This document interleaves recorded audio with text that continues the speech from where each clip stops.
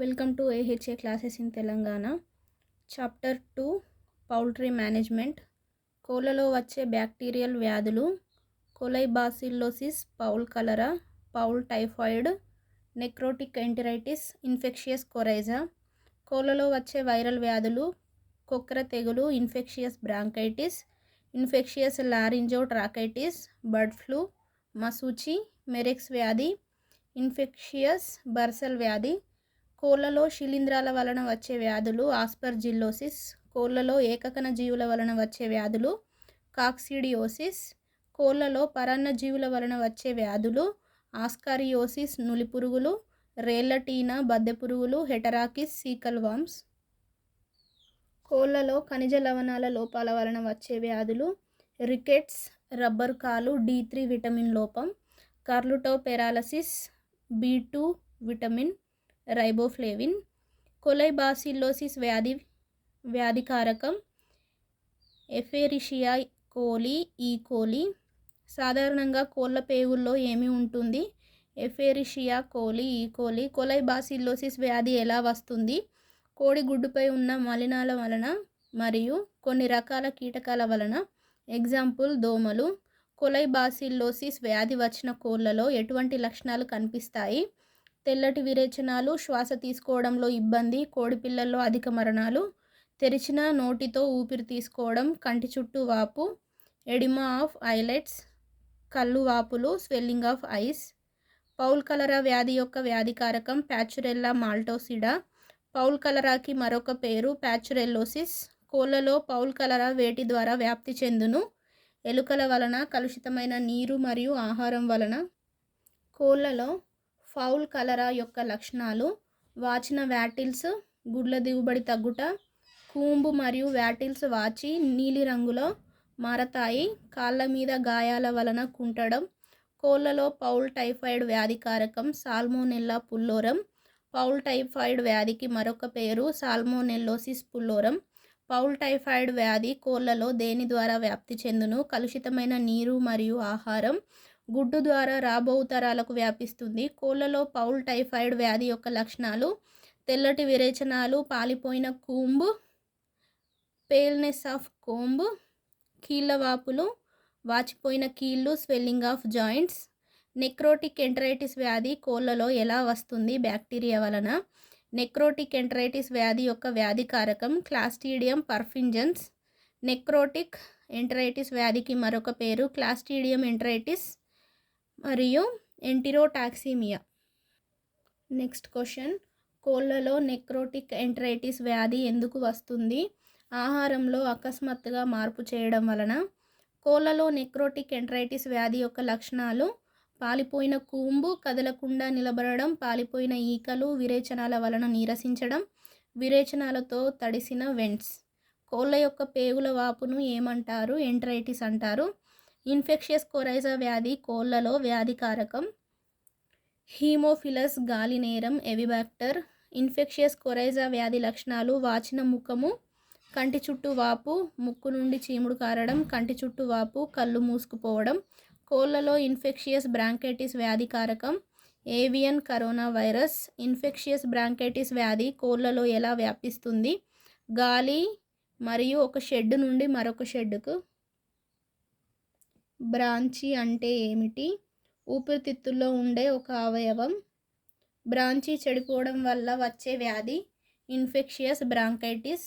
Infectious bronchitis వ్యాధి లక్షణాలు తోలు గుడ్లు పెట్టడం, ఆకారం లేని గుడ్లు పెట్టడం, శ్వాస తీసుకోవడంలో ఇబ్బంది, గురక మరియు తుమ్ములు, శబ్దంతో కూడిన శ్వాస ప్రక్రియ, గర్భకోశ రుగ్మతలు.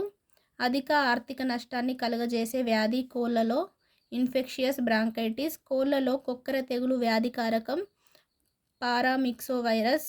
కొక్కెర వ్యాధికి మరి ఒక పేరు రానికేట్ మరియు న్యూకాజిల్ వ్యాధి. కోళ్ళలో కొక్కెర తెగులు వ్యాధి వేటి ద్వారా వ్యాపిస్తుంది? కోడి రెట్ట మరియు శ్వాసక్రియ మలినాల ద్వారా. అతి భయంకరమైన మరియు ప్రమాదకరమైన కోళ్ళలో వచ్చే వ్యాధి కొక్కెర తెగులు. కొక్కెర తెగులు వ్యాధి యొక్క లక్షణాలు తెల్లటి ఆకుపచ్చ విరేచనాలు, పురితిరిగిన మెడ, టార్టికోలిస్, శ్వాస తీసుకోవడంలో ఇబ్బంది, గురక మరియు తుమ్ములు, వ్యాధి లక్షణాలు గుర్తించే లోపే గుంపులుగా మరణిస్తాయి. తెల్లటి మరియు ఆకుపచ్చని విరేచనాలు కోళ్లలో ఏ వ్యాధిలో కనిపిస్తాయి? కొక్కెర తెగులు.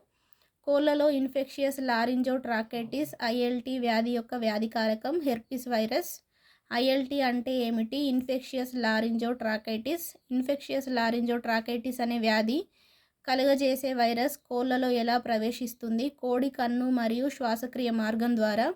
ఇన్ఫెక్షియస్ లారింజోట్రాకైటిస్ వ్యాధి ఏ వయసు కోళ్లపై ఎక్కువ ప్రభావం చూపుతుంది? పెద్ద కోళ్లలో. ఇన్ఫెక్షియస్ లారింజోట్రాకైటిస్ వ్యాధి యొక్క లక్షణాలు గురకతో కూడిన శ్వాస, రక్తంతో కూడిన దగ్గు, శ్వాస తీసుకోవడంలో ఇబ్బంది. గురక మరియు తుమ్ములు, ఆయాసంతో కూడిన శ్వాస. కోళ్లలో బర్డ్ ఫ్లూ వ్యాధి యొక్క వ్యాధికారకం ఆర్థోమిక్సోవైరస్. బర్డ్ ఫ్లూకి మరొక పేరు ఏవియన్ ఇన్ఫ్లుయెంజా. కోళ్లలో బర్డ్ ఫ్లూ వ్యాధి లక్షణాలు కాళ్లపై రక్తపు మచ్చలు, కూంబుపై రక్తపు మచ్చలు, తుమ్మడం, దగ్గడం. వ్యాధిని గుర్తించే లోపే అన్నీ చనిపోతాయి. వాటిల్స్పై రక్తపు మచ్చలు. మెరెక్స్ వ్యాధి యొక్క వ్యాధికారకం హెర్పిస్ వైరస్. ఒకరోజు వయసున్న కోడిపిల్లలకు సోకే వ్యాధి మెరెక్స్ వ్యాధి. ఒకరోజు వయసున్న కోడిపిల్లలకు వేసే టీకా మందు మెరెక్స్ టీకా. కోళ్లలో మెరెక్స్ వ్యాధి యొక్క లక్షణాలు ఒక కాలు ముందుకు, మరొక కాలు వెనక్కు, కాళ్ళు మరియు రెక్కల పక్షవాతం మరియు టార్టికోలిస్ పక్షవాతం వలన కుంటడం. అథ్లెటిక్ ఫూట్ కోళ్లలో ఏ వ్యాధిలో కనిపించును? మెరెక్స్ వ్యాధి. కోళ్లలో మశూచి వ్యాధి యొక్క వ్యాధికారకం పాక్స్ వైరస్. మశూచి వ్యాధి దేని వలన వ్యాప్తి చెందును? ఆహారం, నీరు, దోమలు. మశూచి వ్యాధి యొక్క లక్షణాలు ముఖం మీద పొక్కులు, తల, కాళ్ళ మీద బొబ్బలు, పొక్కులు, అవయవాల మీద పొక్కులు, కూంబు, వాటిల్స్, నోటి లోపల పొక్కులు. కోళ్లలో ఇన్ఫెక్షియస్ బర్సల్ వ్యాధి యొక్క వ్యాధికారకం బిర్నా వైరస్. ఇన్ఫెక్షియస్ బర్సల్ వ్యాధి దేని ద్వారా వ్యాపించును? వ్యాధిగ్రస్త కోళ్ల రెట్ల. ఇన్ఫెక్షియస్ బర్సల్ వ్యాధి లక్షణాలు తెల్లటి విరేచనాలు, నీళ్లతో కూడిన విరేచనాలు, గుంపులుగా ఉండడం, లేవలేకపోవడం. బర్సల్ అంటే ఏమిటి? అవయవం. బర్సల్ దేనికి ఉపయోగపడుతుంది? గుడ్ల తయారీకి, ఎగ్ ఫార్మేషన్. కోళ్లలో ఆస్పర్జిల్లోసిస్ వ్యాధి యొక్క వ్యాధికారకం ఆస్పర్జిల్లస్ ఫ్యూమిగేటస్. ఆస్పర్జిల్లోసిస్ వ్యాధి కోళ్లలో వేటి ద్వారా వ్యాపించును? కలుషితమైన లిట్టర్. ఆస్పర్జిల్లోసిస్ వ్యాధి ఎక్కువగా వేటిపై ప్రభావం చూపుతుంది? కోడిపిల్లలలో. కోళ్లలో ఆస్పర్జిల్లోసిస్ వ్యాధి యొక్క వ్యాధి లక్షణాలు దప్పిక అధికం, శ్వాస వేగంగా తీసుకోవడం, ఆయాసపడడం. ఆస్పర్జిల్లోసిస్ వ్యాధి ఎందుకు వస్తుంది? ఆప్లాటాక్సిన్ల వలన. కోళ్లలో కాక్సిడియోసిస్ వ్యాధికారకం ఐమిరియా టేనెల్లా. కాక్సిడియోసిస్ వ్యాధి దేని వలన వ్యాపిస్తుంది? కోడి పెంటతో కలుషితమైన పదార్థాల వలన. కాక్సిడియోసిస్ వ్యాధి ప్రభావం వేటిపై ఎక్కువగా ఉంటుంది? కోడిపిల్లలలో. కాక్సిడియోసిస్ వ్యాధి యొక్క లక్షణాలు రక్తపు విరేచనాలు, ఈకలు నిక్కపొడుచుకుంటాయి. కోళ్లలో రక్తపు విరేచనాలు ఏ వ్యాధిలో చూస్తాము? కాక్సిడియోసిస్. ఎర్రటి తవిటి పురుగుల వ్యాధి కోళ్లలో ఎలా వస్తుంది? పరాన్నజీవుల వలన, పారాసైటిక్ వ్యాధి. ఎర్రటి తవిటి పురుగుకు మరొక పేరు డర్మానిసస్ గ్యాలినే. కోళ్ల మీద ఆధారపడే బాహ్య పరాన్నజీవి ఏది? ఎర్రటి తవిటి పురుగు. ఎర్రటి తవిటి పురుగు ఏమి చేస్తుంది? కోడి రక్తాన్ని పీలుస్తుంది. ఎర్రటి తవిటి పురుగు వ్యాధి ప్రభావం ఎక్కువగా వేటిపైన ఉంటుంది? కోడిపిల్లల్లో. ఎర్రటి తవిటి పురుగు వ్యాధి యొక్క లక్షణాలు రక్తహీనత, చికాకు, నిద్రలేమి, ఎక్కువ ఆహారం తీసుకుంటుంది, గుడ్ల మీద రక్తపు మచ్చలు. ఈ కింది ఏ వ్యాధి రావడం వలన కోళ్లు ఎక్కువ ఆహారం తీసుకుంటాయి? ఎర్రటి తవిటి పురుగుల వ్యాధి. గుడ్లపై రక్తపు మచ్చలు కనిపించే వ్యాధి ఏది? ఎర్రటి తవిటి పురుగుల వ్యాధి.